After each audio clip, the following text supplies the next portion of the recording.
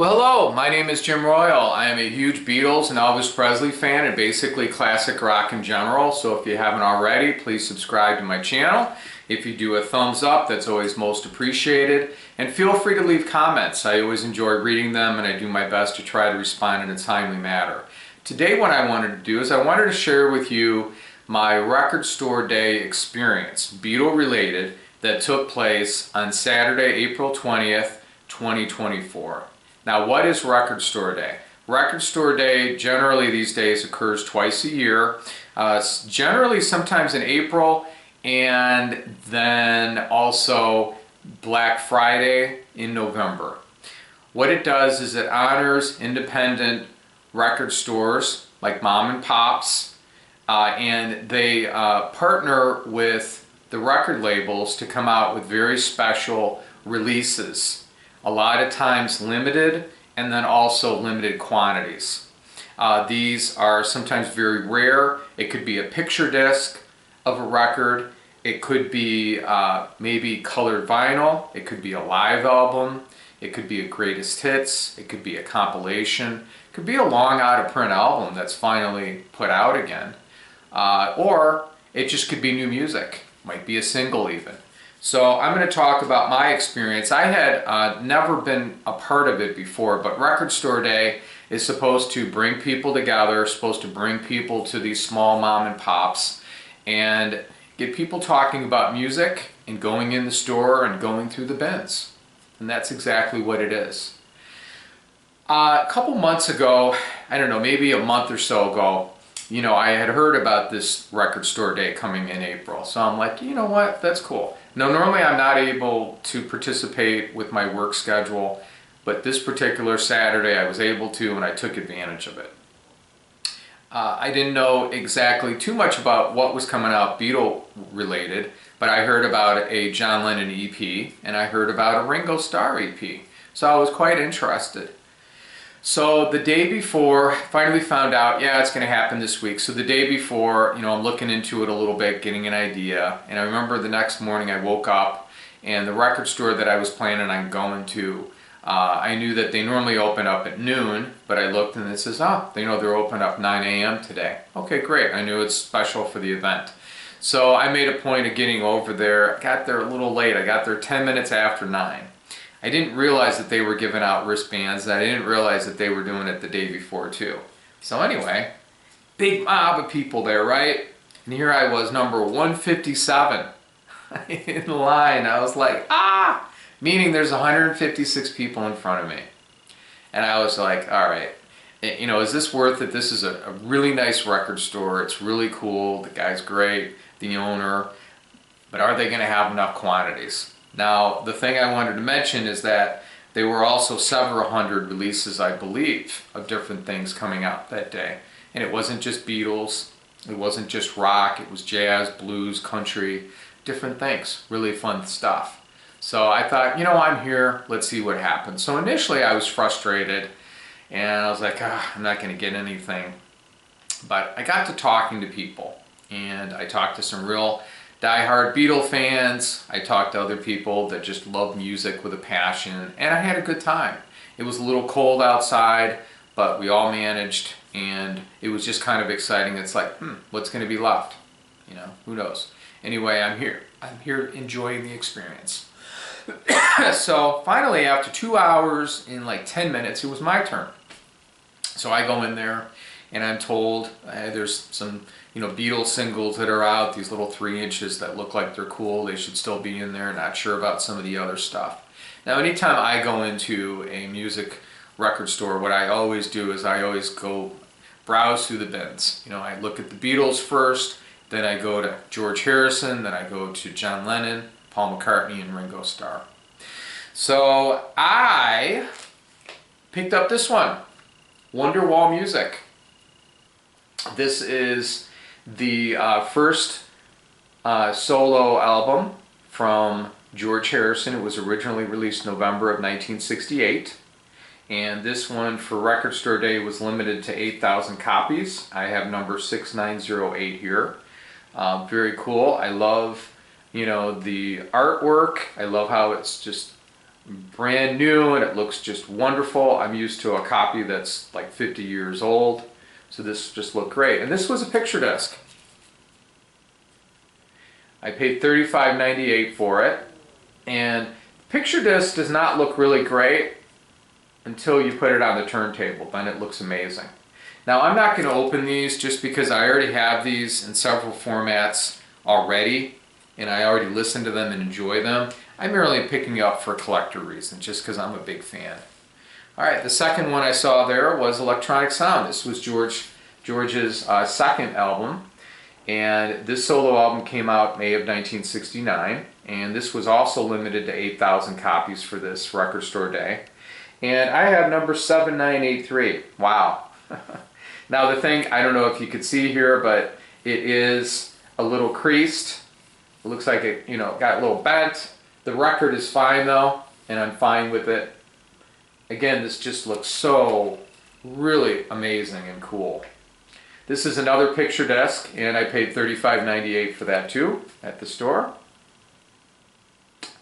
Alright, so finally, with that particular store, there was one more thing I was able to purchase, and that was these cool little Beatle singles. This was to commemorate 60 years that the Beatles had first gone to America, February of '64.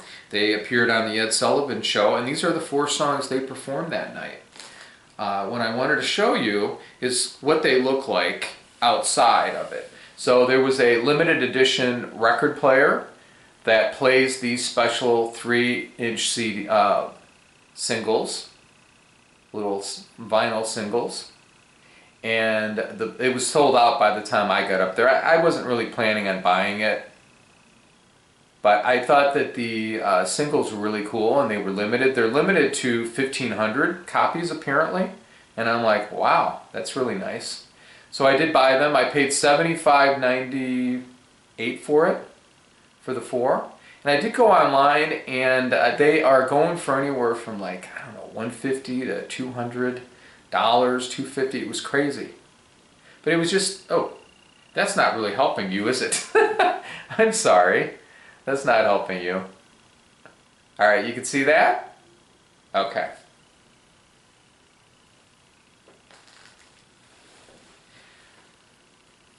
This is the first one. I want to hold your hand. Like the cover art. This is till, oh, I saw her standing there. Look at that. It's in a cool little pouch here. Till There Was You.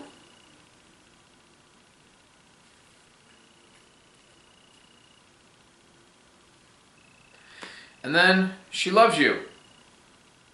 I just love that.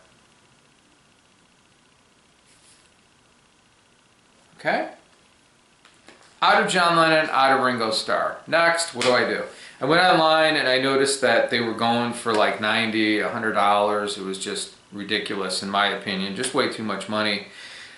I put a bid in, though I found a low one for John Lennon, his EP. It was $50 plus tax. I tried to get a bid, it was a buy it now. I tried to do it, but by the time I got around to it, it was sold out. So I called another record store that I liked a lot, another mom and pop, independent, and I asked them, hey, do you have Ringo Starr and John Lennon? We're out of John Lennon, but we have Ringo Starr. Okay, great. So I ended up going there. They have a few copies left. This is limited to 2,000 copies. It's on black and white vinyl, and it's Ringo Starr, Crooked Boy. I paid $26.99 for this, and I talked to the record store owner, and he says, you know what, he had heard that some of the other independents were jacking the prices up a little bit. This was the price that was suggested, so it is supposed to be $26.99, around there. And he says, I made sure not to raise it or anything. So this is brand new music. You can even see the record store day. Inside it actually is part of the sleeve, which is amazing. And this is April 20th, 2024, and then you have the sticker. This is exclusive black and white marble vinyl. 2,000 copies, so I'm like, wow, that's kind of cool. You have February Sky, you have Adeline, you have Gonna Need Someone, and then you have Crooked Boy on here. These are all new songs produced by Linda Perry. She was in a group called 49 Blondes, and she's also contributed a song to one of Ringo's earlier EPs a few years ago. So anyway, that's cool. I really like the picture of Ringo. I believe this is from 1964. So that's kind of nice. Well, what was I going to do about John Lennon? I went online and I bought these. I probably spent more than I should have, but I did anyway because this was something I wanted. This is John Lennon Mind Games, and it is on black vinyl, 180 grams. Again, celebrating Record Store Day, which is cool. So this is a teaser. This is basically something, there's a box set that the Lennon estate is going to be releasing for Mind Games. This was his 4th studio album from 1973. This is going to be issued in a nice box July of 2024. You have 4 songs on the EP, and I don't recall John ever having an EP before, so this is kind of nice in itself. It didn't say how many quantities, how limited it was. It said it was limited, but it didn't say how many were made, so I have no idea. Anyway, Mind Games starts it out. It's the ultimate mix. And basically this is them doing what they did with the Beatles, how they remixed the Beatles songs. That's what it is. What was nice is they were able to bring John Lennon up, his voice in the mix, and I really liked that. I heard it on the radio. I thought it sounded great. The next song is called I'm the Greatest. This is the ultimate mix. This was a song that John had originally wrote in 1970. I think he probably wrote it about himself, but he didn't figure he can get away with singing it. So he gave it to Ringo. It was on Ringo's 3rd studio album, which was just amazing. Ringo did a wonderful job with it, and what they did is they actually recorded it together. 3 of the 4 Beatles were on this. So you have John Lennon, and he's doing a run-through with it, singing, Ringo Starr and George Harrison. You also have Klaus Voormann, the bass player, and he met them during the Hamburg days and designed the Revolver album cover in the anthologies. So that's his claim to fame with the Beatles. Really cool though. So this is the black vinyl. You have Amasan, I'm Sorry, Ultimate Mix, which is a great song from that album. And then You Are Here, outtake, take 5. So that's that one. And finally, I knew about a glow-in-the-dark one. I'm not sure what color this is. I think this is, well, I think this is green, but I may be wrong. So I thought this is just really cool. Let me get this one too. So that's this one. So anyway, I wanted to thank you very much for watching my video. And that was my experience for Record Store Day. I really enjoyed it. Thank you.